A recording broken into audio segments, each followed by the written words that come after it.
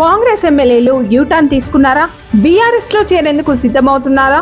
ఈ నెల 27న బీఆర్ఎస్ రజతోత్సవ సభా వేదికగా బీఆర్ఎస్ లో చేరబోతున్న ఎమ్మెల్యేలు ఎవరు? కాంగ్రెస్ ప్రభుత్వానికి భారీ షాక్ తగలబోతుందా? బీజేపీ నుంచి కూడా చేరికలు ఉండబోతున్నాయా? కేసీఆర్ రాకతో రాజకీయాల్లో జరిగే మార్పులేంటి? తెలంగాణలో ఇప్పుడు అందరి దృష్టి ఈ నెల 27న వరంగల్లో జరిగే బీఆర్ఎస్ భారీ బహిరంగ సభపైనే ఉంది. ఈ సభ తర్వాత బీఆర్ఎస్ అధినేత కేసీఆర్ యాక్టివ్ అవుతారనే టాక్ వినిపిస్తుంది. ఈ క్రమంలోనే సభకు ప్రాధాన్యత సంతరించుకుంది.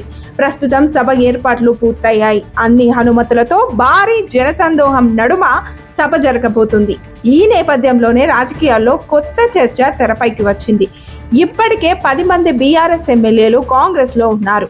ఈ ఫిరాయింపు ఎమ్మెల్యేల కేసు సుప్రీంకోర్టులో ఉంది. ఇంతలోనే బీఆర్ఎస్ ఎమ్మెల్యే కొత్త ప్రభాకర్ కాంగ్రెస్ ప్రభుత్వాన్ని కూల్చమని బిల్డర్లు అంటున్నారనే బాంబు పేల్చారు. దీంతో కాంగ్రెస్ అలర్ట్ అయింది.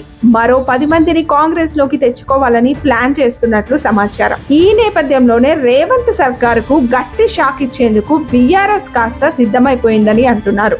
ఇప్పటికే చాలా మంది కార్యకర్తలు కావచ్చు, మండల జిల్లా అధ్యక్షులు కావచ్చు, వీరంతా గులాబీ పార్టీ కండువా కప్పుకుంటున్నారు.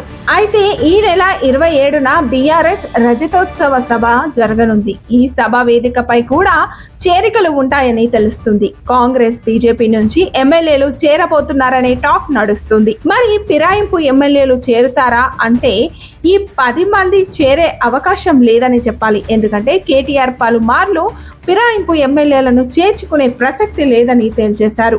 దీంతో కాంగ్రెస్, బీజేపీల నుంచి చేరబోతుంది ఎవరనే చర్చ మొదలైంది.